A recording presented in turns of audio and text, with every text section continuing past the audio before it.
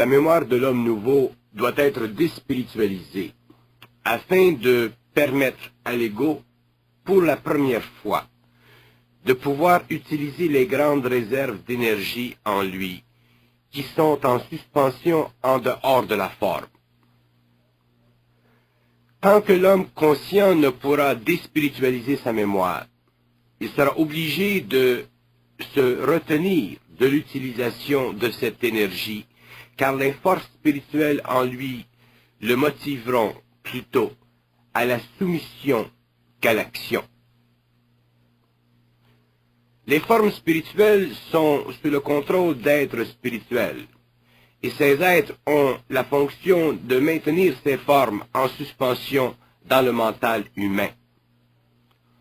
Or, ces formes, bien que nécessaires pour l'évolution spirituelle de l'humanité en général, deviennent retardataires sur le plan de la fusion, car elles ne peuvent plus permettre le lien entre le double, la personne et la personnalité.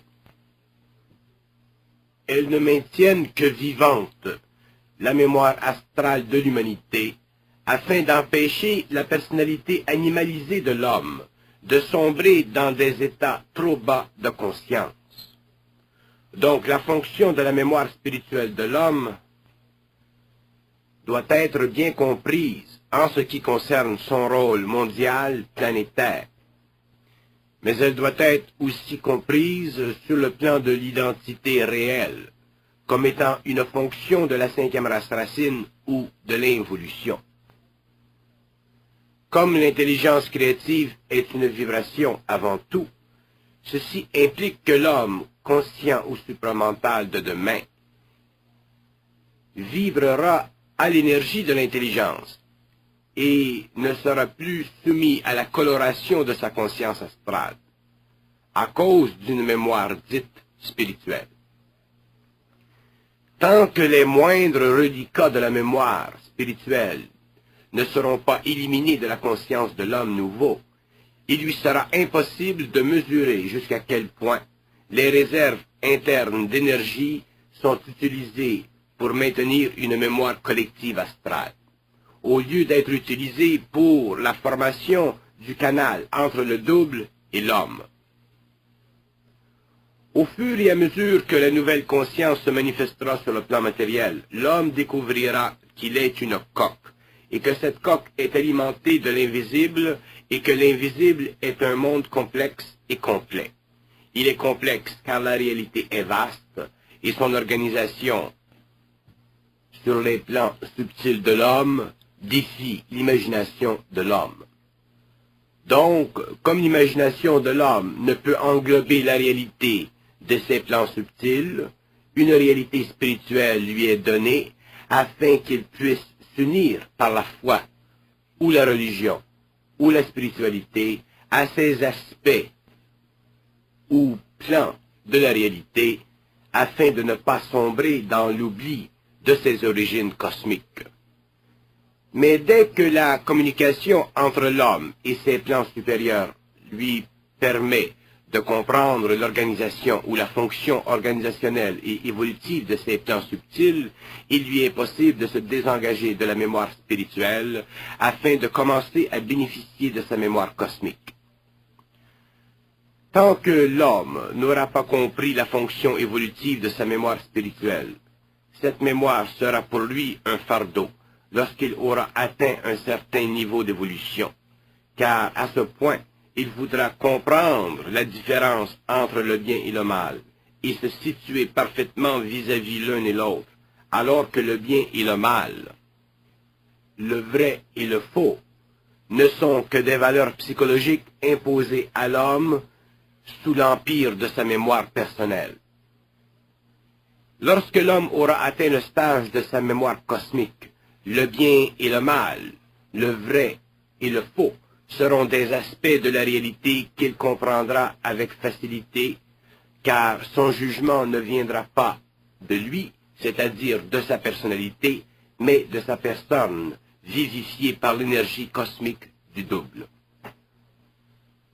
Donc, la personnalité ne souffrira plus de la relativité du bien ou du mal, elle pourra contempler ces deux aspects de la réalité et l'homme utilisera un aspect ou un autre selon la nature de sa lumière.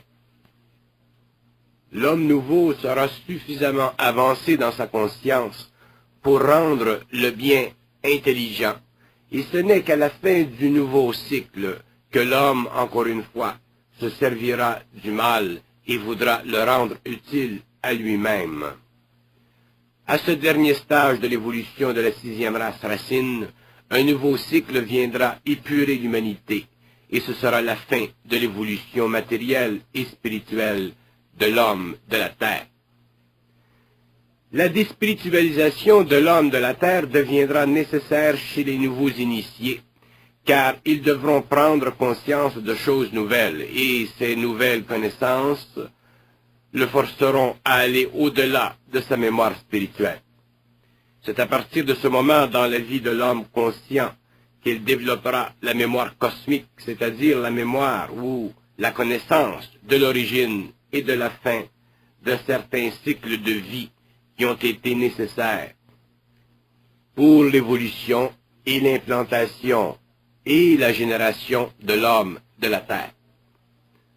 Le problème fondamental de la mémoire spirituelle, c'est qu'elle trouble l'ego lorsqu'il est confronté avec des aspects plus profonds de la réalité. Car la mémoire spirituelle possède toujours la qualité d'une certaine autorité. Et l'autorité qu'elle possède est une autorité de valeur et non une autorité d'intelligence. Et c'est l'autorité d'intelligence qui libérera l'homme du vrai et du faux, du positif et du négatif, car il verra et comprendra les aspects au lieu de simplement en être imprégné par la présence de la mémoire spirituelle en lui, qui ne peut être exclue de sa pensée subjective, à moins que cette pensée soit remplacée par une pensée objective créée par le double, au lieu d'être réfléchie sur son plan mental inférieur. L'être humain a perdu contact avec lui-même pour des raisons qui, dans leur ensemble, devaient lui permettre de développer une conscience égoïque. Or, cette conscience égoïque doit maintenant absorber une nouvelle intelligence, c'est-à-dire une intelligence dont l'origine est parfaitement protégée contre les lois de la forme qui dominèrent l'homme dans le passé, car il ne pouvait à ce stage comprendre les vastes domaines de la réalité. Au cours du prochain cycle, l'homme comprendra des choses qui lui auraient été impossibles par le passé, d'où l'importance de la forme spirituelle de sa pensée.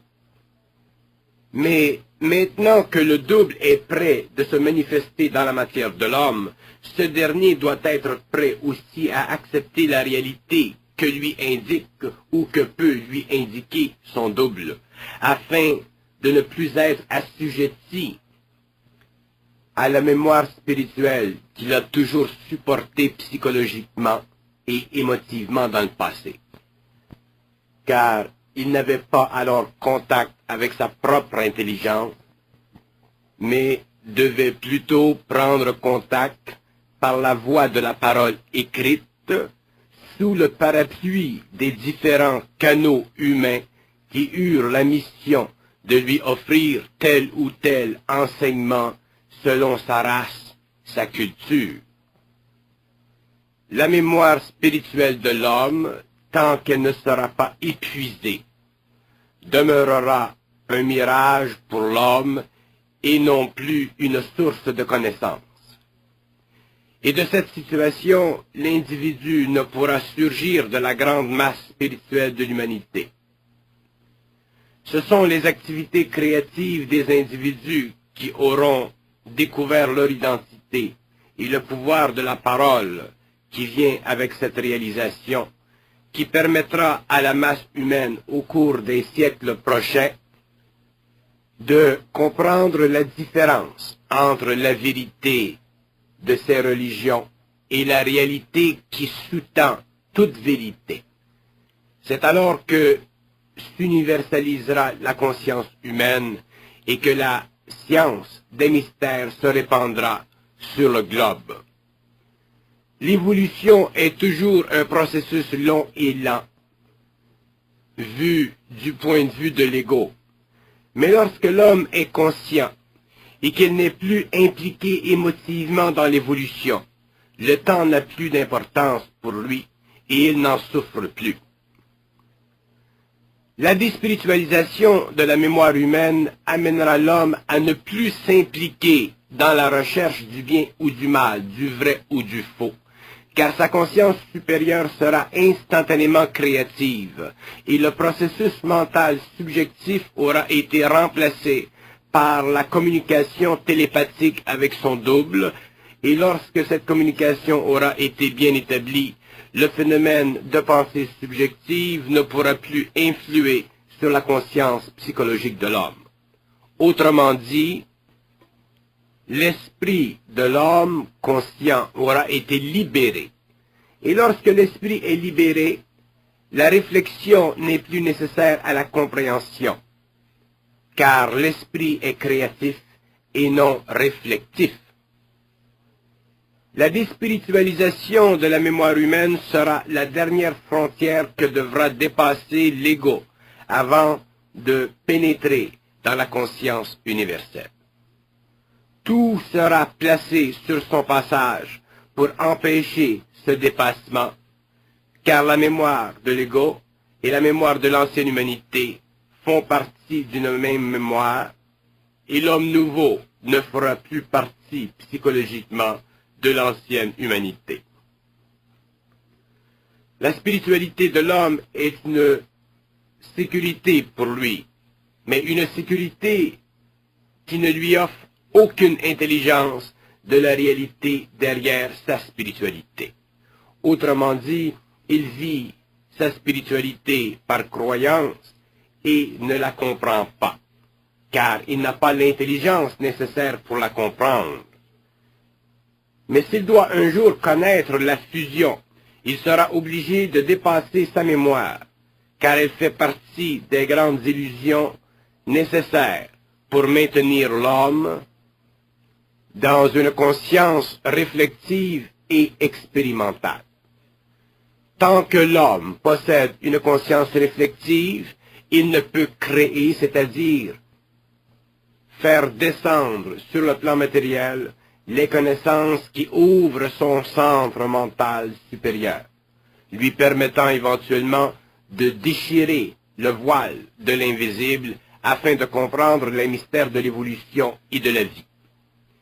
Tant que l'homme n'aura pas déspiritualisé sa mémoire, il ne pourra sentir son intelligence, car elle sera confinée par les formes spirituelles de cette mémoire.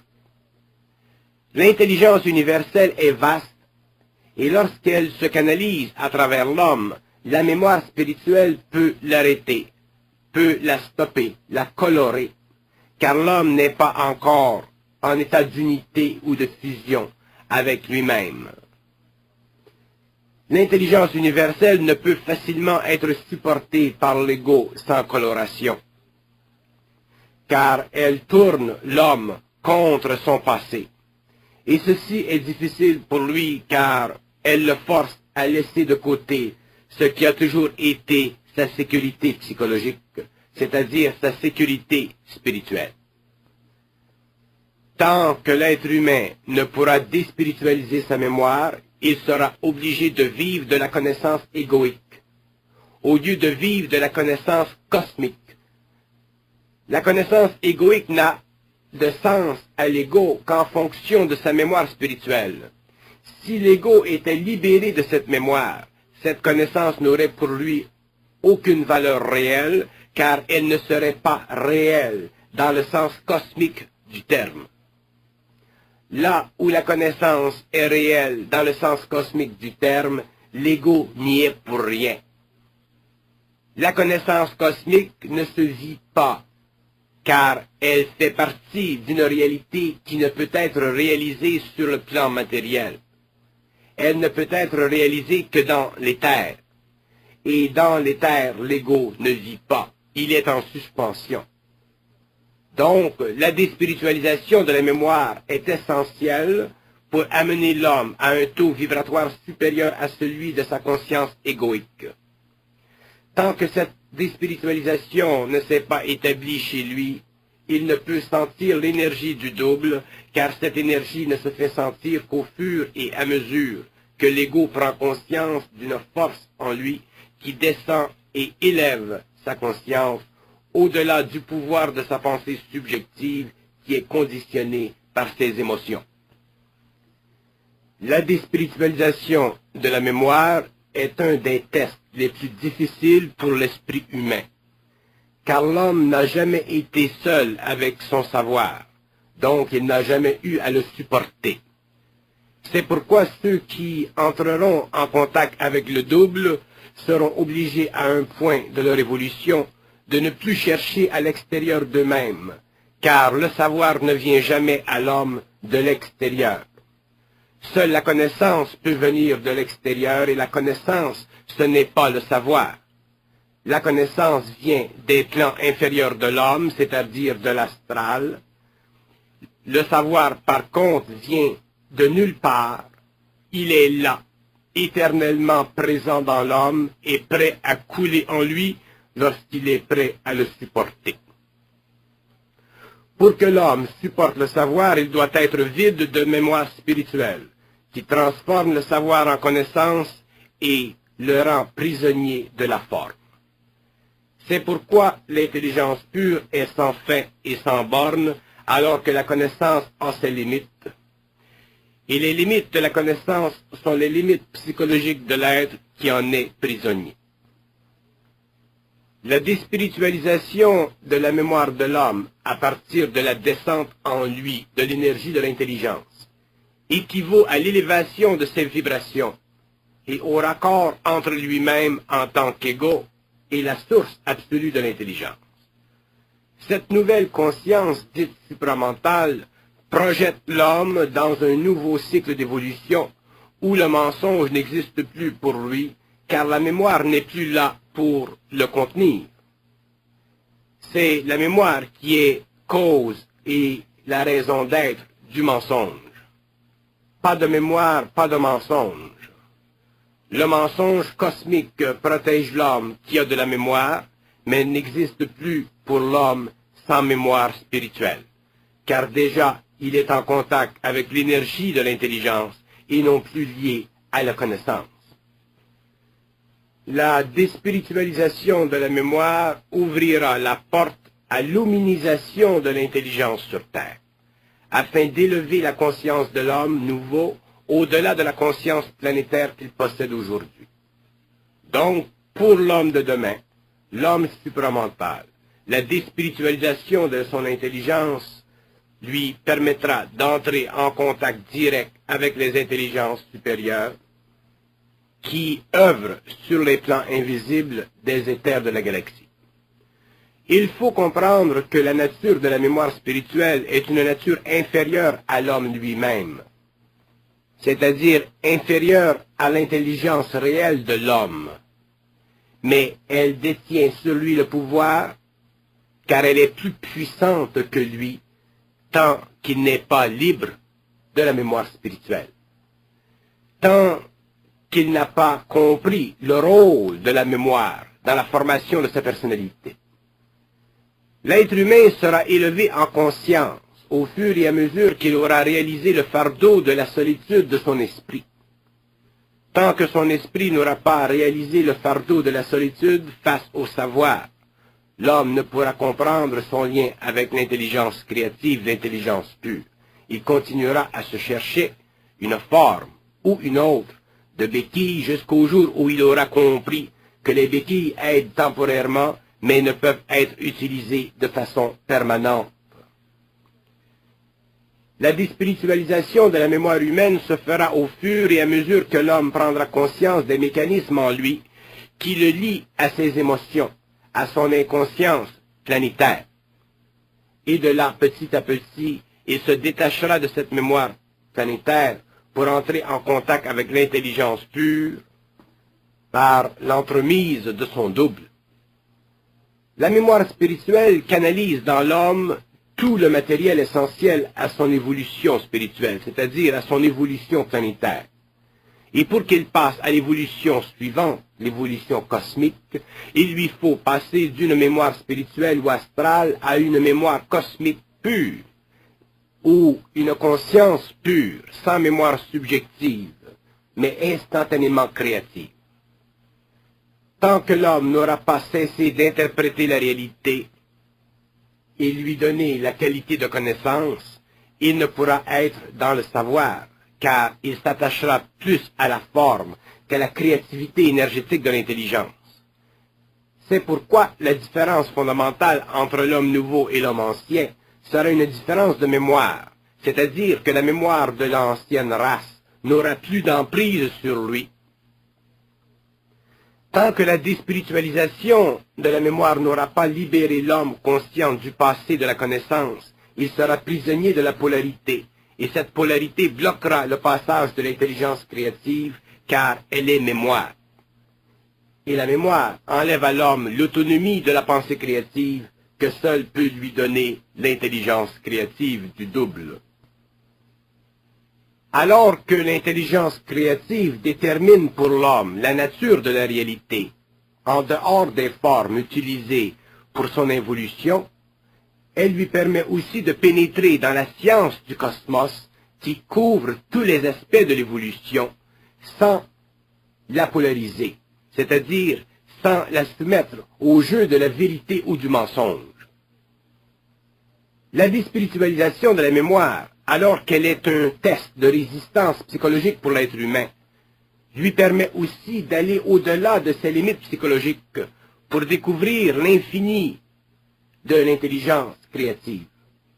C'est à partir de cette infinité que l'émotion humaine ne peut plus servir de support pour la connaissance, car la personnalité, la personne et le double sont suffisamment unis pour permettre la canalisation de cette énergie. La déspiritualisation de la mémoire correspond à l'arrêt éventuel chez l'homme de l'activité astrale en lui. Donc, elle constitue le premier mouvement de l'homme en dehors des sphères d'influence planétaire qui ont servi au développement de l'ego inconscient. Sans cette déspiritualisation, l'homme ne pourrait réaliser la nature de sa conscience personnelle, car il ne pourrait se reconnaître qu'à travers des formes qui lui ont été imposées de l'extérieur. Même si ces formes étaient nécessaires au cours de l'involution, elles ne faisaient partie que d'une infinie partie de la réalité cachée à l'homme, car son niveau d'évolution mentale n'était pas suffisant. Ce n'est pas le passé qui doit déterminer le présent, mais le présent qui doit absorber le potentiel grandiose de l'avenir, et ceci commence quand l'homme perd la mémoire spirituelle. Il est évident que si l'homme doit absorber le savoir pour lui permettre de comprendre parfaitement la connaissance passée et présente, il lui faut un passe-partout à la grande réserve qui s'étend au-delà des limites de la mémoire spirituelle des différentes races planétaires. La déspiritualisation de la mémoire humaine n'est pas seulement le résultat de la transmutation vibratoire de son corps mental, mais aussi le produit de la greffe supramentale ajoutée à sa conscience planétaire. Ceci fait d'un tel homme un être à part, dans un sens très précis, et dont l'expérience n'est pas dictée par la psychologie sociale ou raciale, qui sous-tend sa vieille mémoire spirituelle. L'homme nouveau ne sera pas seulement un être plus conscient, il sera aussi un être plus intelligent dans sa conscience, parce que la déspiritualisation de sa mémoire l'aura amené à pouvoir se confronter à toutes les sortes de mensonges possibles et imaginables qui servent à garder l'homme dans l'impuissance. Si l'homme réalisait qu'il est un géant, il est évident que la société ne serait pas ce qu'elle est aujourd'hui, car on ne peut manœuvrer un géant. Mais sa mémoire spirituelle est tellement puissante que son intelligence créative en est proportionnellement diminuée. Ce n'est que dans l'expérience que l'homme nouveau pourra réaliser que la nature absolue de l'intelligence créative ne peut être dissoute par la spiritualité de la mémoire, pour quelque raison que ce soit. C'est pourquoi la mémoire spirituelle de l'homme nouveau sera mise en échec par le pouvoir vibratoire de l'intelligence créative. Mais avant que ceci prenne place, beaucoup de travail devra être effectué au niveau de la personnalité, afin de permettre que la personne réelle et la personnalité soient une. Il y a des hommes dont la mémoire spirituelle est tellement grande que leur expérience sur le plan de l'âme ou sur les plans de la mémoire correspondent à une vision.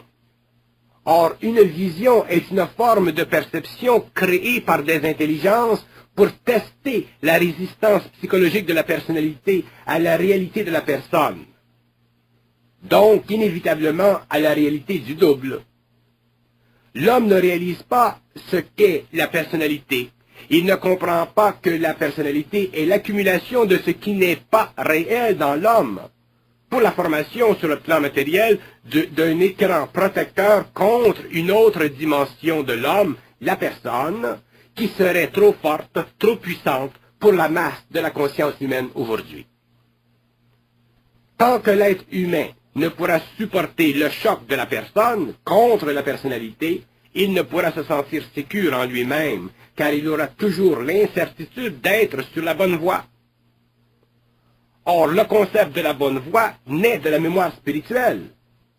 C'est pourquoi, lorsque l'on croit être sur la bonne voie, on est en dehors de l'intelligence créative et en dedans de la mémoire spirituelle. Être dans la bonne voie est une question de mémoire et non une question d'intelligence.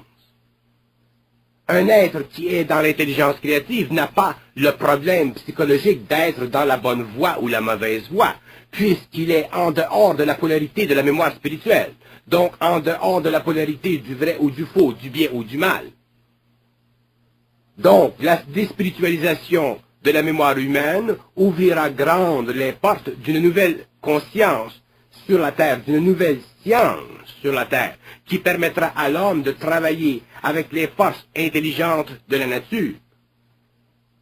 Mais tant que cette déspiritualisation de la mémoire ne sera pas suffisamment avancée, l'homme ne pourra travailler avec ces forces intelligentes, car elles ne peuvent plus l'utiliser comme elles l'ont fait pendant l'évolution. C'est lui maintenant qui doit les utiliser et il ne peut le faire s'il possède une mémoire spirituelle. Mémoire spirituelle veut dire toute réflexion subjective du passé. Ceci veut dire que pour l'homme nouveau, il sera nécessaire d'intégrer plusieurs principes de vie et d'intelligence à la fois. Il devra pouvoir intégrer les principes de vie de sa planète avec ceux des plans parallèles et aussi les principes d'intelligence de son plan mental avec ceux des plans parallèles.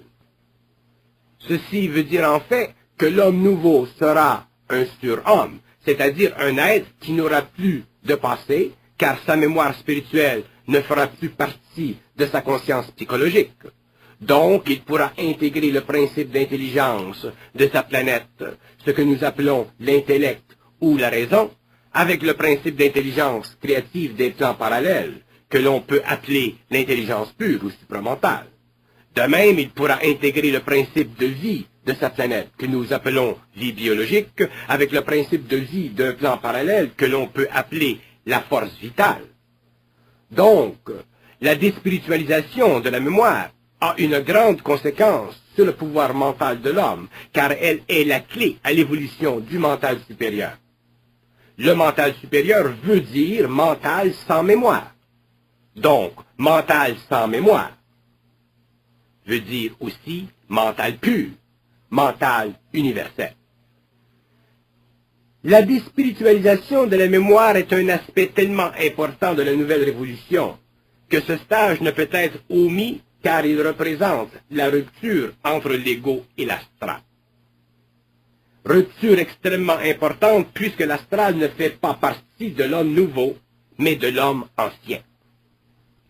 Tant que l'homme n'aura pas déspiritualiser sa mémoire, il y aura des divisions entre les hommes, car la mémoire spirituelle divise sur le plan matériel, car l'homme ne voit pas le plan d'évolution dans sa totalité. Donc, la division que crée la mémoire spirituelle, telle que nous l'a démontré l'histoire de l'homme, ne prendra fin que lorsque la mémoire de l'homme aura été déspiritualisée. Autant la spiritualisation de la mémoire a été importante et imposante dans le passé, autant elle sera sans importance dans l'avenir, car la personnalité, la personne et le double seront un, empêchant ainsi que l'homme nouveau soit déchiré intérieurement entre le vrai et le faux, le bien et le mal. C'est ce qui permettra à l'être humain d'être parfaitement heureux. La déspiritualisation de la mémoire sera le grand test de l'homme vis-à-vis l'intelligence pure. C'est la déspiritualisation de sa mémoire qui lui ouvrira les portes du savoir et qui le portera aux confins ou aux limites de son expérience planétaire pour lui faire reconnaître sa place dans le cosmos. Tant que l'homme a la moindre possibilité de doute en lui, c'est qu'il est encore contaminé par la mémoire spirituelle et le caractère astral de ses formes. Ce n'est pas l'intelligence créative dans la vie qui nuit à l'homme, quelle que soit la complexité de son plan évolutif. C'est l'activité créative inférieure, invisible, de certaines forces qui n'ont pas encore compris les lois cosmiques de l'intelligence créative. Même si l'homme, dans le passé, a été trompé par les intelligences qui sont venues vers lui, ou aidé par d'autres intelligences, il demeure que l'homme est un être incomplet. Et tant que l'intégration du double de la personnalité et de la personne ne sera établie chez l'homme, il demeurera toujours un être susceptible d'erreur, car il ne pourra pas faire le partage des vérités, car lui-même sera toujours assujetti au mensonge cosmique qui représente dans son expérience l'incapacité de savoir. C'est pourquoi la déspiritualisation de sa mémoire créera en lui le vide dont il a de besoin pour être rempli instantanément par le savoir ou l'intelligence créative de son double. Toute autre avenue, quelle que soit sa profession de foi, le forcera un jour ou l'autre à la réalisation de son lien avec la mémoire spirituelle. Tant que la déspiritualisation de la mémoire ne sera pas totalement établie chez l'être conscient, il ne pourra se réaliser en fonction de l'énergie créative du double. Sa personnalité fera toujours un peu obstacle à sa personne, et il ne pourra sentir cette grande unité de conscience qui découle de l'intégration du double de la personne et de la personnalité. La personnalité répond aux exigences émotives de la mémoire, tandis que la personne reflète l'alliance entre le double et l'énergie créative. Donc, c'est à travers la personne que l'homme peut bien mesurer son rapport égoïque avec le double, qui n'est en fait que la partie invisible de lui-même sur un plan où la vie n'est plus colorée ou affectée par la mémoire évolutive de l'ego. La déspiritualisation de la mémoire entraînera l'homme en dehors des conditions psychologiques de sa société pour le libérer du pouvoir d'influence de sa société, afin de lui permettre de surgir créativement au-delà des conditions de sa société, afin qu'il puisse vivre comme il le désire et non comme il en est forcé. Tant que l'homme ne possédait qu'une vague conception de son individualité, la société et ses valeurs devenaient son support psychologique. Mais dès que l'homme découvre son intelligence créative, il est susceptible de se libérer des contraintes sociologiques pour se tailler une vie qui lui plaît. Mais pour ceci, il doit se bien connaître et se bien réaliser dans son intelligence créative, qui devient alors son support réel. La déspiritualisation de la mémoire touche tous les aspects de l'homme qui le lient à la psychologie submissive de sa race, Tant qu'il n'est pas détaché de cette mémoire, il appartient à la race qui lui a donné naissance, et non à la nouvelle race racine qui prend naissance avec la fin du cycle. Donc, il ne peut être parfaitement bien dans sa peau, car il ne vit pas sa peau, il vit dans la peau qui lui a été conférée par la société inconsciente de l'involution. La déspiritualisation de la mémoire de l'homme ne lui enlève rien qui soit grand en lui, mais lui permet d'ajouter à ce qu'il est, c'est-à-dire ce qu'il ne connaît pas encore. Et tant que l'homme nouveau n'aura pas pris connaissance par lui-même des lois de la vie, il ne pourra la connaître ni la bien vivre, car elle lui glissera entre les doigts. L'homme est à l'aube d'une grande révolution intérieure et tout son passé s'effondrera pour ne laisser en lui que la trace de son intelligence créative qui marquera la destinée de sa vie future. Les nouveaux initiés ouvriront la conscience de la terre et créeront le premier lien entre le matériel et l'invisible. Ces êtres libérés de la mémoire spirituelle comprendront des choses qui défient la conscience de la race humaine. Et c'est de cette connaissance que grandira l'événement cosmique de la Terre, événement qui bouleversera le monde et transformera la société future de l'homme. Mais cet événement ne peut surgir qu'en fonction d'une conscience réceptive, car non seulement il sera puissant, mais aussi sera-t-il scientifique dans le sens le plus profond du terme. Voilà pourquoi la déspiritualisation de la mémoire humaine créera une sorte de solitude dans l'esprit des nouveaux initiés. Car non seulement ils auront laissé derrière eux les formes de l'involution, mais ces formes ne seront remplacées que dans un certain avenir par une connaissance parfaite de leurs valeurs cachées. Et lorsque le nouvel initié aura compris que l'expérience de la Terre est une expérience partielle, il réalisera que la Terre est habitable sur d'autres plans que le plan matériel et que ce dernier ne servira au cours des siècles à venir qu'à l'évolution des races encore prisonnières de leur mémoire planétaire. C'est dans ce concept, ou plutôt ce contexte, qu'il faut comprendre la déspiritualisation de la mémoire humaine. Ce phénomène n'est pas simplement un phénomène psychologique chez l'homme nouveau, c'est aussi un phénomène de transmutation, par lequel l'agent libre dans l'homme, c'est-à-dire le double, la personne et la personnalité, pourra effectuer sur la Terre les travaux nécessaires pour élever la conscience de la planète par des voies qui sont aujourd'hui trop hermétiques pour être parfaitement comprises. La déspiritualisation est un processus de mutation qui augmente chez l'homme sa conscience personnelle et produit en lui un lien entre l'invisible et le planétaire, non pas l'invisible astral, mais l'invisible éthérique. Tant que la mémoire de l'homme nouveau l'invite à se sécuriser dans la connaissance passée, elle cloue à sa personnalité au lieu de libérer en lui sa personne qui doit s'imprimer sur la personnalité. Et la personnalité de l'homme ne fait partie de lui que lorsqu'elle est réelle, c'est-à-dire que lorsqu'elle est liée à la personne que crée par vibration le double de l'homme. La déspiritualisation de la mémoire de l'homme, de quelque race qu'il soit, prendra des siècles, car les nations sont maintenues, ainsi que les races, par leur mémoire spirituelle.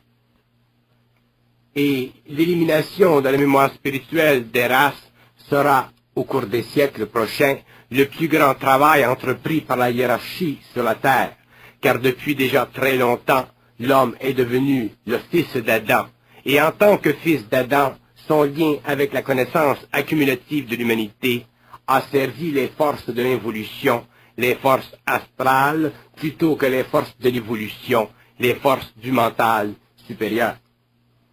Pour que se termine sur Terre le cycle de la vie matérielle, il faudra que l'homme passe à une nouvelle conscience, conscience qui aura pour but de transmuter l'atome et non seulement l'utiliser selon le mode dangereux que nous propose la science du XXe siècle. Il y a un lien direct entre la mémoire spirituelle de l'homme et l'utilisation contemporaine de l'énergie de l'atome. L'homme un jour comprendra que toute mémoire spirituelle engendre un lien qui devient un grand désir matériel pour la résolution du problème de la matière et de son énergie. Donc, si l'homme a réussi à faire éclater l'atome, c'est parce que sa mémoire spirituelle était assez puissante pour lui faire comprendre les aspects dangereux de l'atome. Nous disons comprendre dans le sens de vivre, dans le sens d'avoir expérimenté ces aspects dangereux. Si la déspiritualisation de la mémoire avait été accomplie parmi les scientifiques de l'atome, une autre façon aurait été donnée à l'homme pour utiliser son énergie. Ceci sera possible avec la nouvelle race racine. Il ne faut pas se méprendre sur la vie, à quelque niveau que ce soit. La vie est un tout, et si le tout est divisé, l'homme n'en récolte que les aspects inférieurs. La mémoire spirituelle de l'homme est un dispositif de l'involution qui ne peut être neutralisé que par certaines intelligences qui travaillent avec l'homme selon les lois de conséquence. Et ceux qui connaissent cette expérience où la mémoire spirituelle est suspendue sont obligés sur le plan matériel d'instruire l'homme dans une nouvelle science du mental afin de créer un pont entre la personnalité et la personne. Sinon, l'homme serait confondu et ne pourrait plus se fier à la connaissance. Et l'homme nouveau pourra se fier à la grande et nouvelle connaissance car il pourra la comprendre par lui-même. Mais il lui sera retiré la faculté de croire à la nouvelle connaissance car sa mémoire spirituelle ne sera plus. Donc, le phénomène de déspiritualisation de la mémoire de l'homme n'est pas simplement un phénomène psychologique. L'aspect psychologique n'est que le résultat du travail fait sur le mental humain à partir d'un plan supérieur que nous pouvons appeler le supramental ou plan sur lequel s'applique l'énergie du double. Mais ce que l'homme doit comprendre profondément et par expérience, c'est que la déspiritualisation de sa mémoire n'est pas un recul dans le temps, mais un avancement dans le temps, parce qu'elle lui permet, cette déspiritualisation, de ne plus trafiquer avec le passé, c'est-à-dire de ne plus trafiquer avec la polarité qui a fait de l'homme dans le passé un esclave du bien et du mal, du vrai et du faux. Pour que l'homme entreprenne de pénétrer dans les secrets de la vie et dans la compréhension profonde des mystères de l'évolution, il lui faut pouvoir absorber catégoriquement et sans subtile subjectivité la nature absolue de l'intelligence créative qui part du double et qui vient vers lui raccorder sa personne avec sa personnalité. À partir de ce moment-là, l'homme est un être libre, il est un agent libre, il ne vit plus sous le parapluie du passé, et bien qu'il puisse considérer parfaitement les lois sociales à l'intérieur desquelles il évolue, il est en esprit libre. Et lorsque l'homme est libre en esprit, il a suffisamment de maturité et d'intelligence créative pour comprendre tous les aspects de l'évolution et de l'involution, et il est capable de vivre sur le plan matériel en harmonie avec la société et la race à laquelle il appartient. Mais dans son esprit, il est libre, il est agent libre, et personne sur le plan matériel ne peut influer sur son esprit, et personne sur le plan astral ne peut influer sur son esprit. Donc, l'homme est prêt à ce moment-là à commencer à travailler d'une façon universelle avec des intelligences qui peuvent se présenter à lui, tant sur le plan matériel que sur les plans subtils. C'est à partir de ce moment-là que l'homme ne vit plus de spiritualité dans la mémoire, qu'il ne vit que d'intelligence instantanée, et de cette intelligence qui est infinie, il en récolte les aspects ou la mémoire infinie.